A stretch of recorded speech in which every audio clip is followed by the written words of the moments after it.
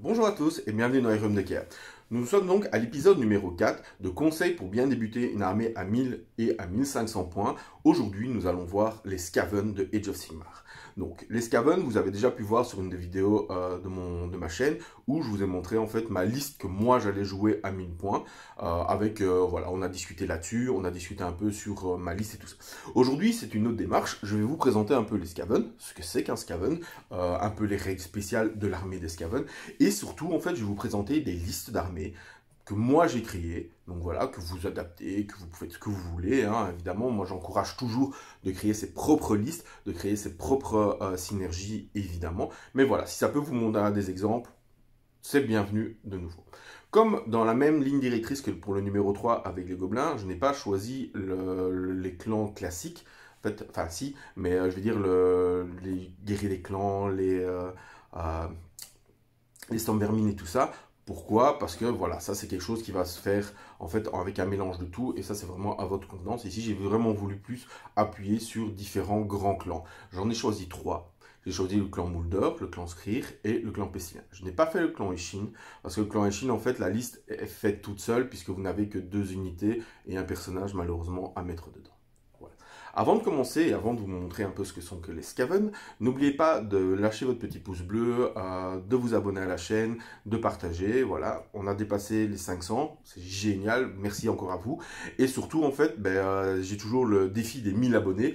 Donc, une fois qu'on arrive à 1000 abonnés, beaucoup plus évidemment j'espère, je me lancerai dans une armée de Dark Angel à la peindre avec vous devant des vidéos, devant des lives.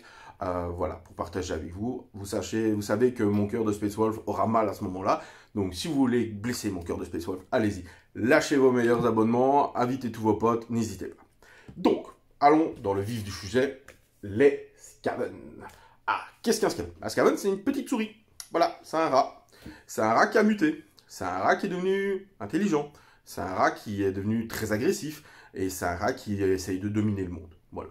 Donc les Skaven, en fait, ils vont prier le dieu cornu, le rat cornu. Donc le rat cornu, en fait, c'est un dieu, rat, qui, en fait, s'est parvenu, pendant Age of Sigmar, à se hisser au niveau, en fait, des dieux du chaos. Donc il a été accepté au panthéon des dieux du chaos. C'est un peu le rejeté de la bande, hein, on n'en parle pas beaucoup, mais voilà, il a réussi à gagner en puissance dans Age of Sigmar, et cette puissance, évidemment, il va l'utiliser pour pouvoir en fait conquérir le monde, ce qu'il a toujours voulu faire. Il a les armes pour le faire, les Skaven ont les armes pour le faire, les Skaven ont la force pour le faire, les Skaven ont tout pour le faire, sauf que les Skaven, c'est les experts de la trahison, donc ils se trahissent entre eux très souvent, parce qu'ils veulent la gloire pour eux, voilà, tout simplement. C'est aussi une race très froussard, donc quand ils sont nombreux, ça va, et quand ils sont pas assez nombreux, ils se barrent très très vite. Donc ça, on va la retrouver aussi dans les règles, et c'est vraiment très chouette. Vous allez voir que c'est une série de petites règles que je vais vous lire, parce que c'est vraiment marrant, en fait, comment ils ont transmis ça dans son armée, dans une armée. Donc voilà. Donc vous allez avoir quelques exemples ici de figurines, et on va pouvoir commencer par, hop, les Skaven. Donc les Skaven, voilà. Les petites règles spéciales, vous allez voir, qui sont très très marrantes pour les Skaven. Donc c'est les enseignements du rat cornu. Oh, le rat cornu nous donne des enseignements. Et on va voir dirigé par l'arrière. Alors déjà, rien que le nom. Voilà, donc je vous lis un petit peu l'historique aussi, parce que je trouve que c'est intéressant, surtout pour les Skaven. Donc, dans la société Skaven, l'arrière d'une formation est place d'honneur et d'autorité. D'autant plus qu'un chef peut ainsi utiliser ses sous-fifres comme bouclier vivant. Donc voilà, vous voyez déjà, quand vous allez commander une armée de Skaven, il faut bien vous mettre ça dans la tête, que toutes les figurines que vous avez sont juste là pour vous permettre de gagner et vous en sortir vivant. Tout simplement. Voilà. C'est de la chair à canon, c'est des boucliers humains. Si vous devez les sacrifier, vous pouvez tous les sacrifier. Tant que vous gagnez à la fin, c'est le grand plan, c'est ce qui fonctionne. En termes de règles, ça fait que la règle attention messire, donc qui s'applique aux attaques effectuées par les tirs normalement. Donc vous avez -1 pour toucher si vous avez une unité, ainsi de suite. Hein, ça c'est dans le livre de règles. Voilà. Et ça va s'appliquer aussi au corps à corps. Donc les attaques s'appliquent aux attaques effectuées avec des armes de mêlée, comme les armes à projectiles qui ciblent l'attaque est un héros, rat de Skaven, donc un héros Skaven, quoi, qui n'est pas un monstre.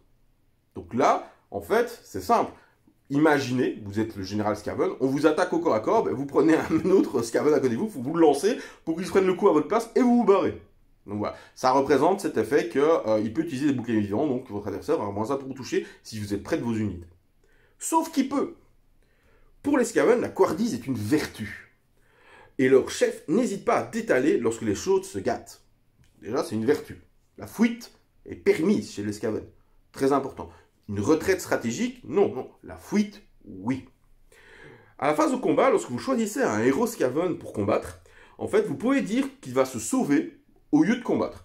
Et donc, vous pouvez faire un mouvement avec lui, normal, et du coup, battre en retraite. Donc ça, c'est vraiment super intéressant. On a réussi à charger votre héros. Votre adversaire, ne connaissant pas la règle, se dit, c'est pas grave, il peut frapper, ton héros ne me fera pas beaucoup mal, je vais d'abord faire frapper un autre corps à corps très important.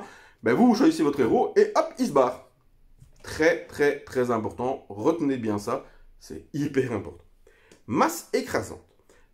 Faire face au carnage d'une vague de meute de Skaven équivaut à se voir inhumé vivant sous une avalanche de corps velus, de lames acérées et de dents cisaillantes. Donc comme je vous ai dit, hein, plus vous allez être nombreux, plus ça va faire très mal. Moins vous êtes nombreux, ben, les Skaven ils vont commencer à avoir peur, ils vont se barrer. Pour représenter ça, en fait, vous ajoutez plus un au jet pour toucher, pour les attaques effectuées par les armes de mêlée, si vous êtes 20 ou plus, et plus un pour blesser si vous êtes 30 ou plus. Donc là, c'est vraiment intéressant. On ne va pas avoir ça ici dans les listes que je vais vous présenter, puisqu'évidemment, on va jouer à 1000 et 1500 points. Mais si vous savez faire des grosses unités, de max, même aller au max, hein, 40 et des choses comme ça, c'est très important chez les Skaven, surtout sur votre unité principale. Et quand vous avez des unités comme les guerriers des clans, par exemple, qui ne coûtent rien du tout, c'est 120 pour 20, 200 pour 40, mettez-les par 40, c'est super fort. Et l'union fait la force. Les Skaven ne sont pas d'un naturel brave. Vous ne l'avez pas remarqué. Mais ils s'enhardissent lorsqu'ils font partie d'une vaste meute. Donc, comme je vous ai dit, plus un Skaven est nombreux, plus un Skaven a de courage. Parce qu'il se dit que les mecs à côté vont se faire frapper avant lui. Généralement, c'est comme ça. Et lorsqu'une unité de Skaven effectue un test de déroute, ajoutez 2 à la caractéristique de bravoure au lieu de 1 pour chaque tranche de 10 figurines. Donc de nouveau, comme je vous ai expliqué, ben, plus ils sont nombreux, mieux c'est. Voilà. En sachant ça, maintenant, on va avoir évidemment les différents clans. Les différents clans, vous avez le maître clan, qui est le clan classique, hein, commandé par un seigneur Skaven, commandé par un prophète gris, hein, souvent. Vous allez avoir le clan Moulder, qu'on va voir tout de suite, c'est le clan des dérangés, qui font des expériences pour créer des rats mutants, des mutateurs très forts. Le clan Eshin, le clan des assassins. Le clan Verminus, là c'est le clan de guerrier des clans, mais plus de vermines de choc qui vont aller au corps à corps, qui vont faire mal. Vous avez le clan Skryr, qui est le clan que je pense tout le monde connaît. C'est le clan qui font des inventions de tir, qui ne fonctionnent pas toujours convenablement, mais qui peut être très marrant à fonctionner. Et on va avoir le clan Pestilien, qui en fait c'est le clan qui va vouer sa vie à la maladie, qui va vouer au Liber Bubonicus, qui est un livre donné par eux, ils pensent, le Racornu dans sa version de la peste, mais c'est un livre de Nurgle. Donc c'est pour ça qu'on va avoir le keyboard Nurgle sur cette armée. Je vous expliquerai tantôt quand on verra les listes du clan Pestilien, mais ça peut être intéressant. Voilà, là vous allez avoir la base des Skaven. Comme vous pouvez voir, c'est vraiment pas mal, hein. Ils ont des bonnes règles de base, mais évidemment, par rapport au clan que vous allez choisir, évidemment, ça va être bien étoffé et pouvoir faire très mal. Premier clan qu'on va attaquer, moi c'est un de mes clans qu'on a souvent dit que c'était un clan faible, et pourtant là avec les listes que j'ai réussi à faire à Eliosima, je trouve que c'est un clan vraiment pas mal, qui peut être très marrant à jouer. Donc on va commencer par le clan Moulder. Donc le clan Moulder, c'est le clan qui a créé les Raok, qui ont créé des rats géants, qui ont créé l'abomination. Donc ils vont essayer par le pouvoir mutagène de la malpierre. La malpierre, c'est une roche toxique que les Skaven utilisent beaucoup et consomment beaucoup, surtout les mages, qui vont donner en fait de la puissance en eux, mais qui au final ne va pas leur permettre d'avoir une santé mentale très très bonne, et peuvent avoir des mutations. Donc, on va avoir ce clan-là qui va vraiment créer des êtres de chair qui vont essayer de faire le plus de dégâts possible. Tout ça en tête, voyons ce que fait le clan Moulder. Le clan Moulder, ils ont les créations prisées. Les maîtres Moulder œuvrent sans cesse pour améliorer leur cheptel reproducteur avec des mutations et des altérations toujours plus puissantes. De fait, leurs créations les plus réussies sont très demandées. Voilà. Évidemment, tout dans la communauté Skaven, en fait, est faut payer. Hein. Donc, faut payer, il y a de la trahison. Ah ouais, mais paye, par exemple, vous êtes du clan Skryr, je te demande plein de choses, des esclaves et de la malpierre contre mon super canon qui va super bien fonctionner. Oui, le chef de clan va faire oui, ok, voilà. Il paye et tout. Et le chef de clan part à la guerre avec ce canon. Et le canon explose au bout du premier tir. Voilà. Parce que le chef du clan Skryr qui lui a vendu ce canon avait pour projet de prendre possession du clan. Et grâce à la disgrâce de la défaite qu'il a eue, l'autre chef, s'il survit évidemment, eh ben, il va pouvoir dire oui, mais ce n'est pas la faute de mon canon, vous l'avez mal entretenu. Et puis, ah, ben, si c'est comme ça, je vous attaque et je prends votre pouvoir. Donc voilà, tout n'est toujours que ça dans les Skaven. Trahison, disgrâce, comme on dirait dans un célèbre film. Hop. Et en termes de règles, c'est au début du premier round de bataille, avant de déterminer quel joueur joue en premier, vous pouvez choisir une bête de combat des clans Moulder. Pour chaque maître Moulder que vous avez dans votre armée. D'accord? Une bête, vous avez les Raog, vous avez les rats géants, vous avez l'abomination. Vous avez le choix. D'accord? Et en fait, vous avez rajouté un des 3 caractéristiques de blessure de chaque figurine choisie. Donc, choisis une figurine.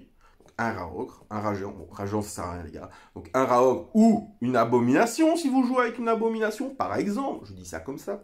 Pour lui rajouter des 3 points de vie. Et en plus, vous pourrez relancer les 1 pour toucher avec ses armes de mêlée.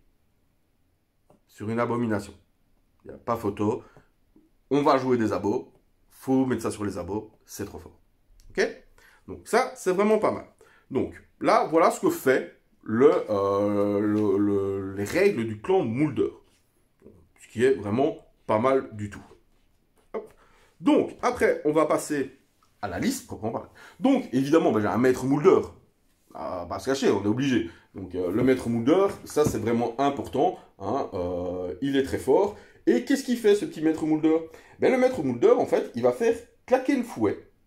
Donc, déjà, à la phase de héros, il peut choisir une unité de meute clan Moulder et la soigner d'un des 3. Abomination, par hasard. Super fort. Parce que l'abomination, elle est hyper forte. Très, très forte. Très, très sous-estimée. Mais c'est vraiment une des créatures. Moi, je joue Skaven. Je peux pas m'en passer. À demi-point, j'en joue même 2. Donc, pour vous dire à quel point, voilà. Mais, en fait, c'est qu'elle descend très vite au niveau de ses blessures. Donc, elle devient de plus en plus faible. Mais le fait de lui rajouter des 3 points de vie au début de la bataille, donc de 12, elle va passer entre 13 et 15. Et en plus de pouvoir la soigner à chaque tour, bah, moi, je trouve ça super intéressant. À côté de ça, hop, on va avoir faire claquer le fouet. Ajouter 1 au jet de touche pour les attaques effectuées avec des armes de mêlée pour les unités meutes du clan Moulder, tant qu'elles sont à 12 pas entièrement ou moins de lui. C'est fort. Plus 1 pour toucher, meute du clan Moulder, bah, c'est vraiment pas mal. Qu'est-ce qui est meute du clan Moulder? Alors, malheureusement pas. Hop. C'est les rats géants. Voilà. Est-ce que les Raogres le sont? Et les Raogres. Donc déjà, plus 1 pour toucher pour les Raogres. Les Raogres de base, ils touchent sur 4+. Ça fait 3+. 3+, Rennes-1, 2 dommages, 4 attaques par Raogre. Ça devient hyper intéressant. Même très fort. Et il a une aptitude de commandement, évidemment. Hein. Donc, lâcher plus de bêtes. Vous pouvez utiliser cette aptitude de commandement sur une unité de meute de clan Moulder amie qui est détruite. Si une figurine amie avec cette aptitude de commandement est sur le champ de bataille, si vous le faites, jetez un dé sur 5+, une nouvelle unité identique est revenue. Une nouvelle unité identique. 5+, vous allez me dire, ouais, c'est une chance sur 3 pour un point de code et tout ça. Oui, mais on lui a mis le trait de commandement qui rajoute +1. Et donc, c'est sur 4+. Et donc, une chance sur 2 que votre unité, on va voir combien j'ai mis de Raogre à 1000 points, peut revenir complète. Et ça, c'est fort. Il n'y a pas de distance. Si le perso est sur la table, votre unité de Raogre qui est à l'autre bout de la table est morte, vous lancez un dé sur 4+, elle revient. Et alors, elle revient entièrement sur votre territoire. Donc, ça, il faudra voir par rapport au scénario et au territoire. Voilà, à 6 pouces ou moins d'un bord de table et à plus de 9 pouces unités et demie. Ouais, mais vous allez me dire, ouais, mais ça peut être loin. Ça peut faire, voilà, ah, mais je la mets là, on le combat celle-là, et puis elle se retrouve là-bas. Oui, mais c'est là où vous avez vos super décors. Et vous en avez mis 3 sur la table. Et une unité peut se téléporter de l'un à l'autre. Donc si vous le faites revenir près d'un de vos téléporteurs, et hop, l'unité peut revenir où ils veulent. Et ça, c'est super fort. Parce que j'aime le maître Moulder, comme je vous l'ai dit. On va avoir un pack de 10 rats géants. Voilà, une petite troupe. 8 Raogres, un pack de 8 Raogres. 8 Raogres à 1000 points, c'est 32 points de vie, sauvegarde à 5, qui peut revenir sur un 4+, pour un point de co. Ok. Qui ont 4 attaques. Avec l'aptitude de com, si le maître Moulder est pas loin, 3+, 3+. Ce qui est fort. Très fort. Parce que l'adversaire va devoir gérer l'abomination qu'on a mis aussi. Et en plus, on va mettre un pack de 3 petits Packmasters. Les Packmasters, c'est juste les mecs avec des fouets et des pinces. C'est voilà, c'est les gardiens en fait. Et qu'est-ce qu'ils font? Eh bien, ils font claquer le fouet aussi. Ils ajoutent +1 pour toucher aux attaques effectuées par des armes de mêlée des unités meute de clan Moulder, tant qu'elles sont entièrement à 12 pouces 2. Ça, et on double la caractéristique de bravoure aussi. Mais ça, c'est super fort. C'est vraiment fort, parce que soit vous pouvez mettre +2 pour toucher, et vous avez des Rao qui font 2+, 3+, et là, ça va faire très mal, 32 attaques. Ça va faire hyper mal, voilà. Soit vous pouvez le faire aussi sur vos rats géants, si jamais les rats géants peuvent faire quelques petits dégâts. S'ils sont bloqués ou quoi. Mais sur vos Raok, ça prend une pavée de 8 Raok, hyper badass. Parce que ce qu'il faut savoir, c'est qu'à 1000 points, vous allez avoir ce pack-là, l'abomination, les boosts et 10 petits rats géants qui vont aller prendre les objectifs. Et donc, vous allez avoir quand même 2 énormes menaces que l'adversaire ne peut pas négliger, qui peuvent revenir, parce que l'abomination ne peut pas revenir avec l'aptitude de commandement du Master Moulder, mais peut revenir avec sa propre règle qui fait que quand elle meurt, elle lance un dé et puis on voit ce que ça fait. Donc soit elle meurt complètement, soit elle explose, soit elle revient à la vie. Une fois par partie. Ça, très fort. Et en plus, tout ce petit beau monde, tous, mais j'ai bien dit tous, donc de nouveau armés à une pause, super chouette à 1000 points, vous allez être dans la ménagerie Melcher. La ménagerie Melcher, c'est quoi? Ben, c'est une ménagerie, c'est un bataillon, qui fait que vous allez avoir, donc, lâcher les bêtes, vous faites sur du 4+, au lieu de 5+. Donc voilà. Et donc, vous allez pouvoir avoir ça. Donc, vous le faites sur du 4 au lieu de sur du 5. C'était pas l'aptitude de commandement, je suis désolé, c'était le bataillon. Et du coup, l'aptitude de commandement que je lui ai mis, hop. Je vais regarder un truc. Je pense que je me suis... Hop, non, ça va. Donc, l'aptitude de commandement, en fait... Ah, je me suis trompé d'aptitude de commandement. C'est pas grave. Comme quoi, vous mettez celui que vous voulez. Voilà. Je me suis trompé. J'avais lu que ça donnait un +1 pour le truc, mais en fait, non, c'est un 4+. Donc, en fait, là le trait de commandement, voilà, j'ai fait une erreur, fait le même effet que le bataillon. Donc, moi, je pensais que c'était un +1, et du coup, on pouvait le faire sur 3+, mais à coup de pas, j'ai mal lu, c'est de ma faute. C'est pas grave, on va passer à 1500 points, donc vous avez le trait de commandement que vous voulez, du coup, c'est vraiment génial. Qu'est-ce qu'on fait? Ben, on va rajouter un autre maître Moulder, hein, on va pas s'en priver. Puisque du coup, on va pouvoir avoir 2 maîtres du clan Moulder, donc pouvoir suivre 2 unités. Voilà, on va rajouter 10 rats géants pour de nouveau prendre les objectifs. Et là, moi j'ai rajouté un deuxième pack de 8 rats ogres. Et là, on va avoir 2 packs de 8 rats ogres, un pack de... Enfin, l'abomination, les 2 unités qui vont pouvoir aller de rats géants qui vont pouvoir prendre les objectifs, les 3 Packmasters pour booster une unité, et les 2 maîtres du clan Moulder qui peuvent booster aussi. Voilà. Donc ça c'est pas mal. Et ce qui est intéressant, c'est que, à part le deuxième Master Moulder, on va tout voir de nouveau dans le bataillon. Donc ce qui fait qu'on va avoir une armée à 1500 points en 2 pauses. Ça, voilà. Donc vraiment chouette, moi c'est une armée qui me tente bien. Elle est assez facile à faire parce que les boîtes de Raok sont avec déjà des rats géants dedans. Et avec des maîtres, des Packmasters et tout ça, vous pouvez même convertir certains Packmasters pour en faire des maîtres Moulder. Donc en fait, au final, c'est juste une boîte à acheter plusieurs fois pour avoir toutes vos unités, tout simplement. Et si vous en achetez, vous avez trop de rats géants par exemple, ben, vous pouvez toujours les mettre sur des grands socles pour pouvoir faire des nuées de rats. Et du coup, vous pouvoir faire des alternatives avec des nuées de rats dans votre armée aussi. Voilà pour les Moulders. On va donc passer aux Pestiliens. Alors, les Pestiliens, en fait, ce sont des prêtres, donc ils vont avoir des prières. Donc, Pestiliens, la règle de l'armée. Hop, on va reprendre la page. Voilà, donc en fait, voilà, c'est des prières, ils vont pouvoir lancer des prières. Et en plus, si vous faites un 6 quand vous allez lancer la prière, donc vous avez une prière par rapport à votre prêtre, et si vous faites un 6, en plus, vous allez pouvoir lancer une grande prière. La grande prière, je vais juste vous lire les noms, parce qu'ils sont assez longs. Mais au final, c'est ce qui va faire beaucoup de dégâts mortels. C'est vraiment, voilà, ça va rajouter. Vous allez voir les noms, vous allez tout de suite comprendre. On va avoir la peste bubonique. On va avoir le fléau puracé. La lèpre rubiconde. Et la peste différée. Donc voilà. Donc au final, voilà, le but étant de balancer plein de maladies sur la tronche des gens, vous allez tout de suite comprendre que c'est vraiment fort. Comment je suis parti pour faire cette armée? En fait, je suis parti avec déjà un Start Collecting. Le Start Collecting est vraiment génial là-dessus. Hein. Vous avez le Plague Priest sur son Plague Furnace, donc sur la grosse machine. Je vais jouer 3 x 20 Plague Monk. Je vais jouer une catapulte de la peste. Et alors, je vais jouer un bataillon.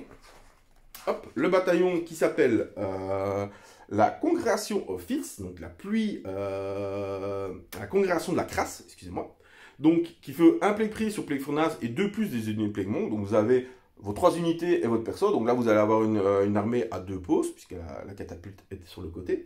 Qui va faire que chaque fois que vous allouez une blessure ou une blessure mortelle à une unité de Plague Monk dans ce bataillon, qui est à 18 pas au moins du Plague Priest, sur un 6, elle est annulée, la blessure ou la blessure mortelle est annulée. Voilà. C'est un petit bonus, c'est pas folichon, mais par contre, ce qui est intéressant, en fait, c'est que vous avez tout à poser en directement. Voilà. Après, pour les Pestiliens, ça va vraiment être des tonnes d'attaques qui vont faire extrêmement mal. Donc là, c'est à vous à voir un peu les petits combos que vous pouvez faire, donc avec les prières, avec le Plague Furnace, avec les artefacts et les aptitudes d'électrique commandement. Donc voilà, donc bien réfléchissez bien à ça, comment vous êtes orienté. Vous avez aussi le Big Monsieur là qui, enfin c'est pas celui-là, mais celui de la peste qui peut être intéressant aussi.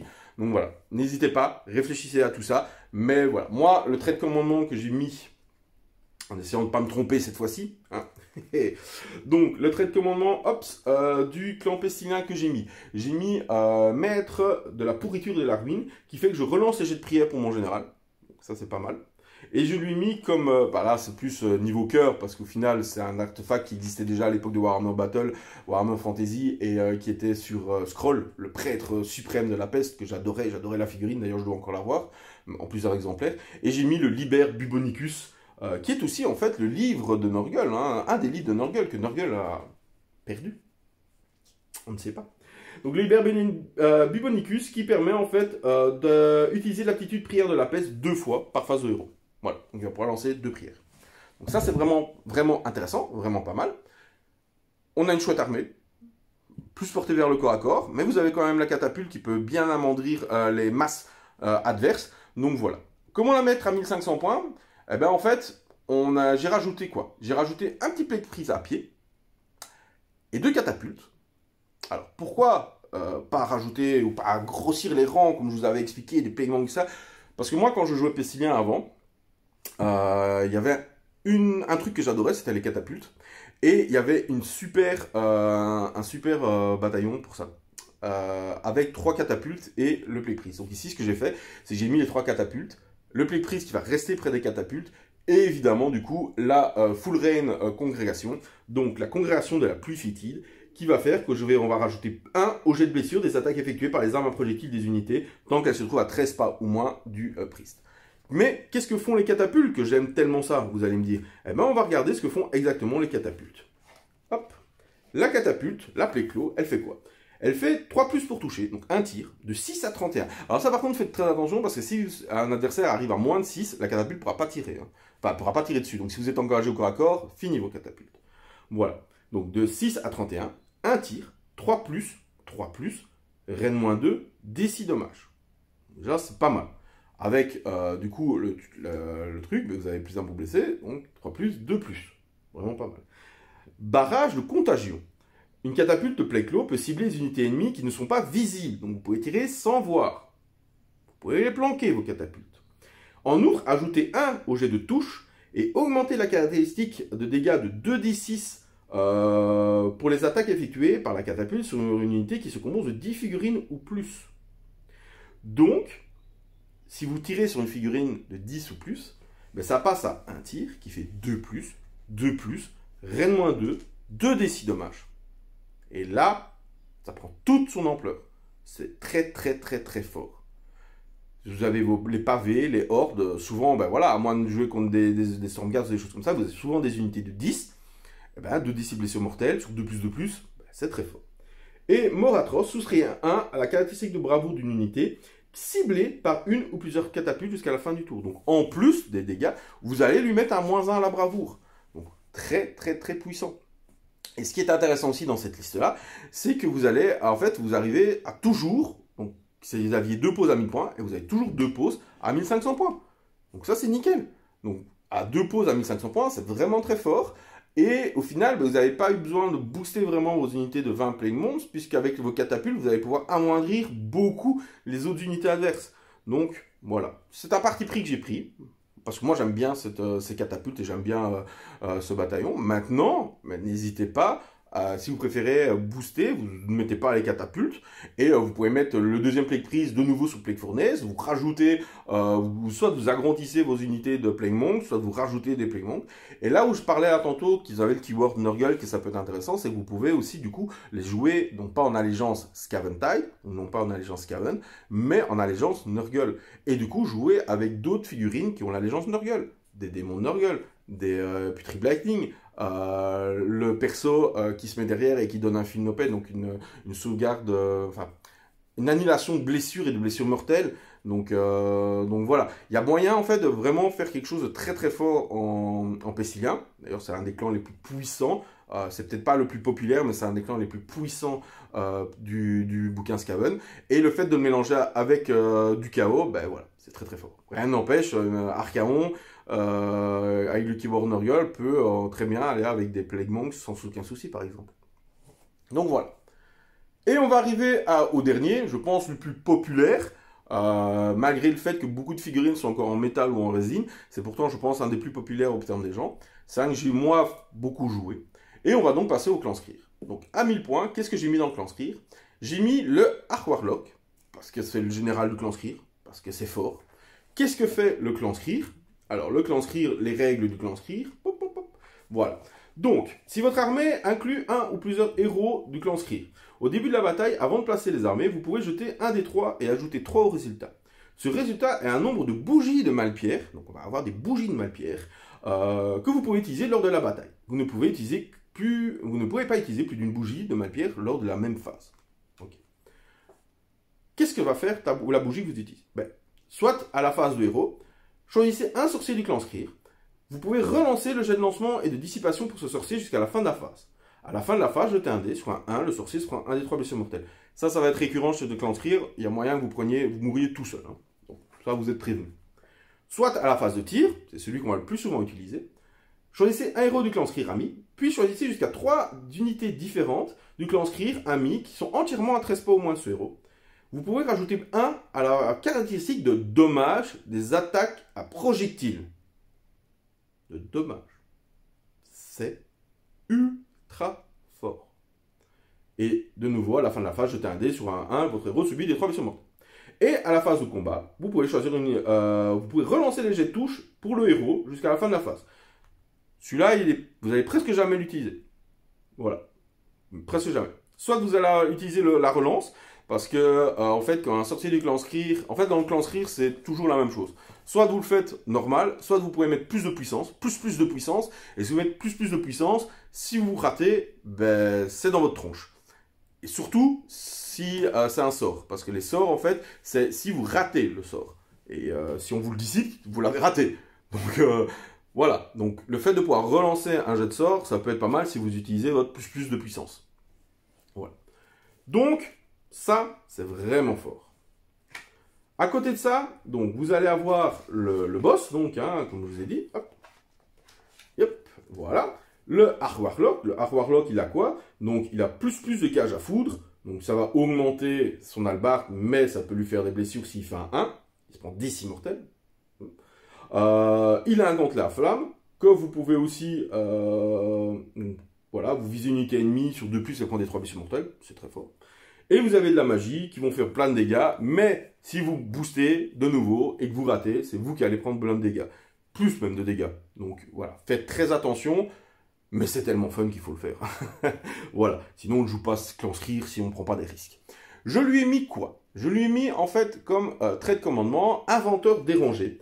L'inventeur dérangé, en fait, au début de la phase de tir, et vous allez voir que ça peut rendre vos unités de tir mais tellement mortelles. Donc on se souvient déjà qu'il y a une bougie, on peut faire plusieurs dégâts. D'accord? Inventeur dérangé.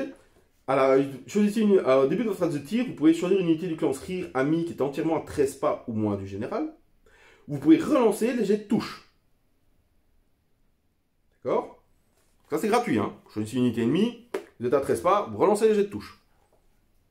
Unité amie de tir, mais vous relancez les jets de touche, excusez-moi. Artefact, je lui ai mis l'injecteur de vive poussière. À votre phase de héros, vous pouvez choisir une unité Skaven ami à 12 pas ou moins. Okay. Vous rajoutez plus un au jet de charge. Ok, bof. Ça peut être pratique, vous allez voir, mais c'est pas vraiment ça qu'on va préférer. Et de touche. Pour l'unité choisie jusqu'à la fin de la phase des héros.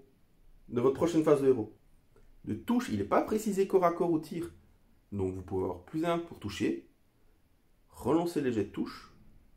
Plus un aux dégâts. Ça commence à devenir beaucoup. Par contre, au début de votre prochaine phase de héros, l'unité que vous avez choisie se prendra des 3 blessures mortelles. Excusez-moi, des 3, pas blessures, des 3. Donc voilà. Donc on a notre Arc Warlock qui va booster votre armée, mais comme pas possible. Donc faites très attention à lui. Très attention à lui. Qu'est-ce que j'ai mis dans l'armée? Ben, j'ai mis 2 x 3 Stormfire. Alors j'ai pas mis les équipements de tir. Parce que, voilà, en fait, un Stormfire, vous allez avoir 3 figurines qui ont le choix à chaque fois entre plusieurs équipements. Donc, vous ne pouvez pas prendre 3 fois le même équipement, donc chacun aura un équipement différent. Ça va vraiment dépendre de vos choix. Chaque joueur Skaven avec qui j'ai parlé ont des choix différents. Donc, voilà. J'ai fait exprès de ne pas choisir d'équipement pour pouvoir vraiment vous laisser, vous, choisir ce que vous vouliez mettre sur vos armées. Tout simplement. On va avoir 2 unités de Jesai. Alors, les Jesai, par contre, c'est très fort. Donc les Stormfire, donc ils vont faire le café au corps à corps, vont faire le café au tir. Vous pouvez les booster comme des malades. Donc là-dessus, il n'y a aucun souci. C'est 6 points de vie par gars, mouvement 6, sauvegarde à 4+. C'est des Raog++, puisqu'ils sont en armure. Voilà, c'est une valeur sûre. C'est des lignes si vous jouez que Clan Skryr. Donc voilà, faites-vous plaisir, quoi. Les Jesai, c'est tir à 30 pas. Un tir. Donc ouais, là j'ai mis en 2 x 3. Jouez-les par 6 si vous préférez avoir une unité de 6. Je pense même que, vu les bonus que vous pouvez avoir, c'est beaucoup mieux de les jouer en une seule unité de 6. Voilà. Et c'est qu'une seule pause. Donc, jouez-les par 6. Faites pas comme moi, jouez-les par 6. C'est bien. Alors, une attaque, 4+, 3+. Donc, 4+, 3+. On peut facilement arriver à 3+, relançable, 3+. Reine -2. 2 dégâts. Donc, on peut arriver à 3 dégâts. Ça commence à faire beaucoup. Et si le jet de touche non modifié d'une attaque fait un 6, vous faites automatiquement 2 blessures mortelles. Le tir s'arrête, mais vous faites automatiquement 2 blessures mortelles. Ils ont un pavois qui leur donne des bonus de sauvegarde contre les tirs, donc un +2, donc ils donnent 4+ contre tout ce qui est projectile, 6+ au corps à corps, mais s'ils arrivent au corps à corps, c'est fini. 2 points de vie chacun, donc c'est quand même résistant, 4+ 2 PV, voilà, et ça fait très mal, ça tire très loin. Donc voilà, donc n'ayez pas peur. Les Jesai, voilà, par exemple, cette armée-là, quand mon armée, même si j'ai mis 2 Ragnarok dedans, ben, elle me fait très peur parce qu'au final, elle peut facilement tuer les Ragnarok au tir et les finir au corps à corps, les finir avec de la magie et tout ça. À 1500 points, qu'est-ce qu'on va mettre? On va remettre la même chose. On va rajouter un petit bombardier, donc c'est un Warlock bombardier, donc c'est un petit mage, qui a une fusée. Si vous faites un 1, elle explose sur lui.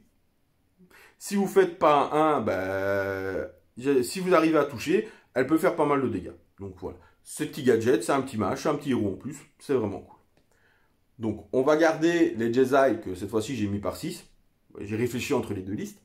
Les 2 x 300 failles. Là où je vais rajouter, ben, je vais rajouter un canon. Parce que le canon, il est trop génial. Le canon, il fait quoi? En fait, vous décidez de tirer sur quelqu'un. Vous allez lancer un dé. Le dé est la valeur que vous allez devoir faire pour votre canon. Donc, vous lancez un D6. Vous choisissez si vous tirez avec plus de puissance ou normal. Si vous tirez normal, vous prenez 6 dés. Si vous tirez plus de puissance, vous prenez 12 dés. Donc, vous lancez un D6. Le résultat, c'est le résultat que vous allez devoir faire ou plus sur les autres dés. Exemple, vous lancez le dé, vous faites un 3. Vous prenez vos 6 dés. Si vous faites 3, 4, 5, 6, vous faites une blessure mortelle à l'unité adverse. Pas mal. Après, c'est très aléatoire. Si vous faites un 1, ben, ce sera des blessures automatiques. Si vous faites un 6, ben, bonne chance pour faire des blessures mortelles. Voilà. Et vous pouvez mettre, donc, comme j'expliquais, plus de puissance. Donc, au lieu de prendre 6 dés, vous allez prendre 12 dés. Donc, de nouveau, vous lancez un D6. Le résultat qui est là, vous devrez faire égal ou supérieur avec les 12 dés. Mais, comme vous avez mis plus de puissance, vous en doutez qu'il va se passer quelque chose. Pour tous les 1 que vous allez faire dans votre jet pour toucher, alors jet de dégâts en fait, c'est pas vraiment de jet pour toucher, dans le jet que vous faites, en fait, c'est D3 blessures mortelles pour le canon. Il ne faudra pas faire trop de 1. Donc voilà, c'est très aléatoire, c'est hyper aléatoire. Mais si vous le faites au bon moment, ça peut être hyper mortel aussi. Moi, j'adore. Voilà. Les bataillons sont très, très, très, très, très durs à mettre en scrire parce qu'il faut un grand qui compose par plein de petits. Donc, vous allez devoir choisir plusieurs petits pour pouvoir faire le grand. Et au final, ça demande plein d'unités, donc ça coûte des points. Donc, voilà. Les bataillons, personnellement, même à 2000 points, je ne suis pas encore réussi à mettre des bataillons vraiment dans le clan scrire. Donc, voilà. Si vous y arrivez, mettez votre liste dans les commentaires, ça m'intéresserait vraiment. Et je vais rajouter encore 2 choses. 10 acolytes. Alors oui, c'est des figurines en métal. Ils ont tous la même pose. C'est pas super, super, super. Par contre, vous pouvez faire de très chouettes acolytes. Vous prenez une kit de Blood Bowl, Skaven. Voilà, ils ont déjà les poses et tout ça. Vous ne mettez pas les balles. Vous mettez des petites boules de green stuff dedans. Voilà, vous avez des super acolytes. Donc, mais les acolytes, de nouveau, méga forts. Hein. Ils peuvent courir et tirer avec leur truc. Donc, ils tirent à 8 pas. Ils ont un mouvement de 6. Vous faites un point de com'. Vous pouvez courir à 6, donc vous avez quand même une range de 20 pour pouvoir tirer. Voilà. N'oubliez pas tous les bonus que je vous ai dit que ça pouvait avoir. Ça a beaucoup de bonus. Et qu'est-ce que ça fait? C'est un tir, 4+, donc 3+, voilà, relance. 4+ pour blesser, Ren-2, D3 dommages. N'oubliez pas aussi que vous avez la règle que si vous êtes 10, 20 ou plus, parce que moi d'habitude je joue par 20, vous avez +1 pour toucher, 30 ou plus, pour avoir +1 pour blesser, donc ça c'est intéressant. Et ils ont aussi la règle qu'ils ont +1 pour toucher quand ils lancent sur des unités qui comptent 10 figurines de plus. Et donc du coup, de base, si vous faites sur des unités qui ont 10 figurines de plus, c'est du 3+, 4+, vous pouvez faire relancer le jet pour toucher, vous pouvez même le faire toucher à 2+, 4+, Ren-2, D3 dommages, voire D3 dommages +1. C'est méga fort. Ça fait très très très mal. Par contre, ils sont en papier mâché. Un PV sur garde à 6, on les retrouve dessus, ils font ouais. Et ils ont des gros socs, les socs de 32. Donc ça, c'est une unité qui est très difficile à jouer, qui peut mourir très vite, mais le tour où elle va tirer avant de mourir, je peux vous assurer que l'unité en face ne va pas rioler. Mais pas du tout. Et dernière chose que j'ai rajoutée, parce que ça me faisait trop kiffer et que j'adore cette figurine, c'est le lance-flamme, le Warfire Thrower, qui fait que si vous choisissez une unité, voilà, donc je vous lis exactement ce que ça fait. Donc déjà, avant de choisir la cible, donc n'utilisez pas la séquence d'attaque pour une attaque effectuée avec le lanceur. À la place, jetez un dé pour chaque figurine dans une unité ciblée à 8 pas de vous. Pour chaque figurine, sur la 4+, elle fait une blessure mortelle. Donc ça, c'est très fort. Vous mettez à 3 pas d'une unité, vous avez un rayon du coup de 8 pas, donc de 5 pas en plus, quoi. Et tout, par rapport à toutes les figurines de l'unité que vous touchez, vous lancerez un dé sur un 4+, c'est une blessure mortelle. Et évidemment, plus de feu, évidemment, et ça vous le ferait, mais non-stop.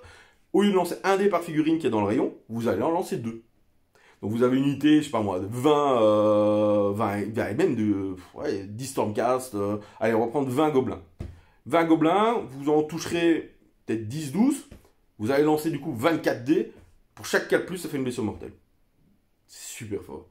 Par contre, après, si vous avez fait plus de feu, évidemment, vous lancerez un dé, sur un 1 ou un 2, ben, vous allez exploser, tout simplement. Ça, c'est le problème des scabs. Et il restait 50 points, parce que malheureusement, je me suis trop torturé la tête pour essayer de rajouter une Ratling ou un truc comme ça, parce que je trouvais ça super fun. Malheureusement, ben, il restait pas assez, donc pour 50 points, j'ai pris un point de com supplémentaire, parce que ben, y a des bonnes aptitudes, parce que ça permettrait de voir plein de choses. Donc voilà, malheureusement, c'est une armée de tir, qu'il n'y a pas de bataillon, donc vous avez souvent, par rapport aux autres listes que je vous ai présentées, aussi bien dans les Skaven que dans les autres conseils, les autres épisodes. Malheureusement, vous avez souvent commencé après, donc à voir. Dites-moi dans les commentaires quelle liste vous avez préférée, enfin, quel clan vous motive le plus. Moi, personnellement, je vous dis franchement que le clan Mulder, après avoir fait les listes, c'est un clan où je me suis jamais vraiment préoccupé.